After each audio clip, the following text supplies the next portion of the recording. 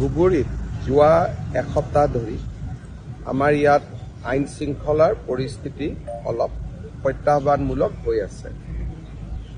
বকৰীদৰ পিছদিনা হনুমান মন্দিৰত এটা গৰুৰ মাথা কোনোবাই ৰাখি থৈ যায়।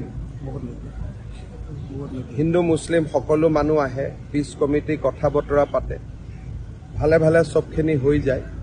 নেক্সট দিনাখন আকৌ তাতে গৰুৰ মাথা আকৌ ৰাখে। তাৰপিছত ৰাতি শিল পাথৰ মাৰা কাম চলি আছে।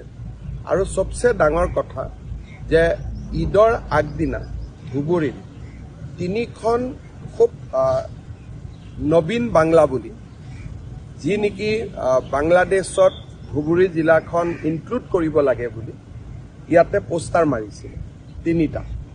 আৰু 3টা পোষ্টাৰৰে আপোনালোকে যদি চাই তেতিয়াহ'লে তাত বেলেগ বেলেগ ধৰণৰ পোষ্টাৰবিলাকত কথা লিখা আছিলে। এখনত আছে তুমিও হবে শ্বহীদ, তোমাৰ ৰক্তও হবে বাংলাৰ স্বাধীনতাৰ বীজ, নবীন বাংলা। তাৰপিছত এটা আছে পোষ্টাৰ আমরা মুক্তি চাই, আমরা স্বাধীনতা চাই, বাংলার মাটি স্বাধীন করব ইনশাআল্লাহ, জয় বাংলা, জয় ইসলাম, জনতার বাহিনী। এই আৰু একটা পোষ্টাৰ আহিছে, ইয়াতো নবীন বাংলাদেশ, নিউ বাংলাদেশ বুলি কিছুমান আৰ্মিৰ সিগনেল ইয়াতে লিখি থৈ গৈছে। তাৰমানে ধুবুৰীত অশান্তি কৰিবৰ কাৰণে এটা কমিউনেল শক্তি এটা ইয়াত এক্টিভ হৈছে। বিষয়টো গম পাই মই আজি ধুবুৰীলৈ আহিছো। ধুবুৰীত ৰাতি শ্বুট এণ্ড চাইট অৰ্ডাৰ দিয়া হৈছে। যোনে শিল মাৰিব, পুলিচে ডাউট কৰিলে তাক গুলি মাৰিব, কোনো কথা নাই। আজি আমি গভৰ্ণমেণ্টৰ পৰা, মই গুৱাহাটীৰ পৰা গৈয়ে shoot and sight order issue কৰি আছো। ৰেপিড একশ্যন ফ'ৰ্চ CRP ইয়াত আহিব। আৰু ধুবুৰীত যিমান ক্ৰিমিনেল আছে, যাৰ ওপৰত নন বেইলেবল ৱাৰেণ্ট আছে, যি আছে, আমি সকলোকে এৰেষ্ট কৰিবৰ কাৰণে SP কৈছো। ছিনিয়ৰ অফিচাৰ সকলো ইয়াত আহিব। যোনে আইন শৃংখলা হাতত লৈছে তাক আমি কঠোৰ হাতেৰে দমন কৰিম। মানে শুনেই শান্তি লাগছে এবং সাধারণ জনগণ হিসেবেও মনে হচ্ছে যে হ্যাঁ, একটা সর্বোচ্চ চেয়ারে বসে থাকা এবং একজন দায়িত্বশীল মুখ্যমন্ত্রীর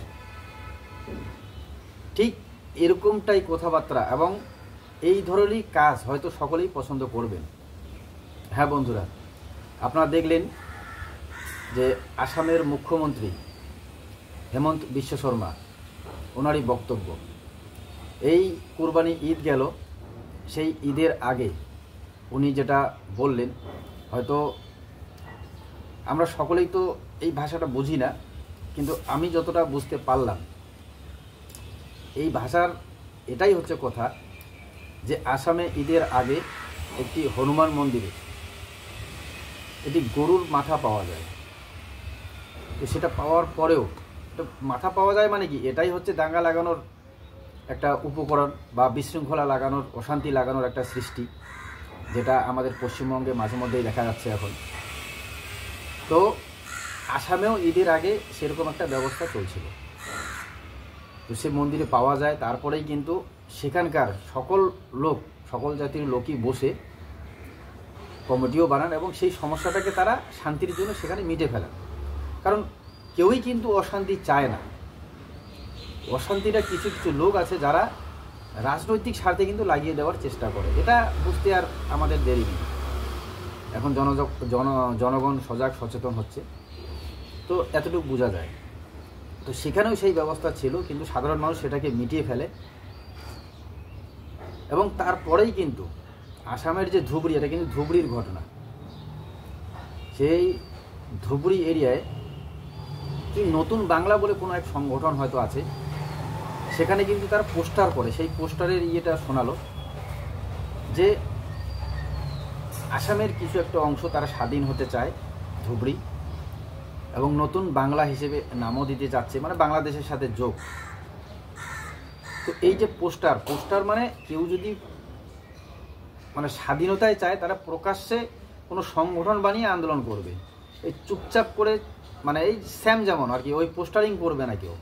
মানে পোস্টারিং করা মানেই হচ্ছে যে সোজা কথা, যারা মুসলমান নয়, যারা অন্য কাস্ট, তারা এটাই চিন্তা করবে যে তার মানে এখানে যারা মুসলিম আছেন তারা হয়তো এই প্ল্যানিং করছেন, তারা বাংলাদেশের সাথে যোগসাযোগ করছেন এবং এভাবে হয়তো এটাকে একটা বিশৃঙ্খলা লাগানোর সৃষ্টি বা ভবিষ্যতে হয়তো এটাকে বাংলাদেশে যোগ করার সৃষ্টি, মানে একটা বিশৃঙ্খলা লাগানোর চেষ্টা আর কি।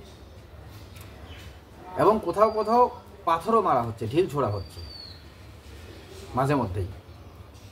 কিন্তু সব মিলিয়ে যে ঘটনা, আসামের মুখ্যমন্ত্রী হেমন্ত বিশ্ব শর্মা তিনি যেটা আভাস পেয়েছেন তার কথায় পরিষ্কার যে এখানে কোনো মানে দাঙ্গা বা কিছু লাগানোর চেষ্টা এটা চলছে, তিনি টের পেয়েছেন, যার জন্য তিনি তৎক্ষণাৎ ধুবড়ি চলে গেছেন এবং সেখানে কিন্তু তিনি প্রেস কনফারেন্স করছেন, প্রেসের সামনে একদম পরিষ্কার ভাষায় তিনি কিন্তু বলে দিলেন যে এখানে যদি কেউ এরকম বিশৃঙ্খলা করার মানে ইয়ে করে, এবং পুলিশকেও তিনি কড়াভাবে অর্ডার দিয়ে দিয়েছেন যে সোজা গুলি, কোনো কথা না। তো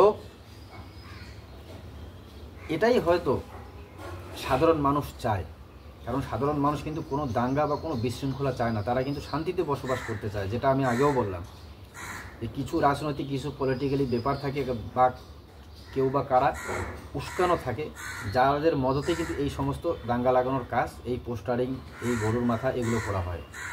তো সেই জায়গায় দাঁড়িয়ে একটা মুখ্যমন্ত্রী যে পদক্ষেপ নেওয়ার, সেটা আমার মোতাবেক, আমি ব্যক্তিগত মতে বলবো 100% নিয়েছে। কারণ যদি এরকম করে মানে পুলিশকে যদি খোলা অর্ডার দেওয়া হয় যে এই সমস্ত জায়গায় বা এই জায়গায় যদি কোনো কেউ বিশৃঙ্খলা লাগানোর চেষ্টা হয় বা পুলিশ সন্দেহ পায়, তো সোজা গুলি করো, কোনো অসুবিধা নেই। তো মনে হয় না সেরকম ধরনের কোনো বিশৃঙ্খলা হবে। কই ঈদ চলে গেল, কুরবানি ঈদ চলে গেল, এখন অবধি আসামের সেই ধুবড়ি এরিয়ায় কোনো বিশৃঙ্খলার খবর আমরা পাইনি। তো আমি সোশ্যাল মিডিয়ায় খুঁজতে খুঁজতে এই ভিডিওটি পেলাম। তো পেয়ে আমি আগে ঘাটিয়ে দেখলাম যে আসামে সেই ধুবড়ি যে জায়গাটির নাম, সেই এরিয়াও দেখলাম যে না, ঈদের আগে যেটা হয়েছে বিশৃঙ্খলা হয়নি, সেই যেটা বললাম বা যেটা ভিডিওতে শুনলেন সেটাই। কিন্তু তার পরবর্তীকালে যে ঈদ নিয়ে বা ঈদের কোরবানি নিয়ে বা কোনো রকম কোনো বিশৃঙ্খলা এখন পর্যন্ত কিন্তু শোনা যায়নি। কেন, সেটা তো আপনারা সকলেই বুঝতে পারছেন। কারণ সেখানকার মুখ্যমন্ত্রী কড়া হুঁশিয়ারি দিয়ে দিয়েছেন এবং পুলিশকেও খোলা ছাড় দিয়ে দিয়েছেন যে কেউ যদি এখানে দাঙ্গাবাজ বা দাঙ্গা করতে আসে বা কেউ কোনো বিশৃঙ্খলা করে তো সোজা গুলি।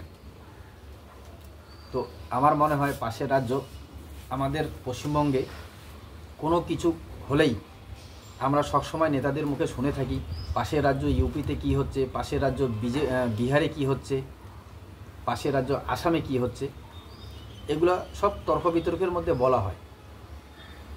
তো দাঙ্গা কীভাবে আটকানো হয় বা কোনো অশান্তিকে কীভাবে কড়া হাতে পদক্ষেপ করা হয়, সেটাও আমার মনে হয় আমাদের রাজ্যের পাশের রাজ্য আসামকে দেখে শেখা উচিত। তো আপনারাও পুরো ভিডিওটি দেখলেন, আপনারাও আপনাদের ব্যক্তিগত মত কমেন্টে অবশ্যই জানাবেন। জয় হিন্দ, জয় বাংলা।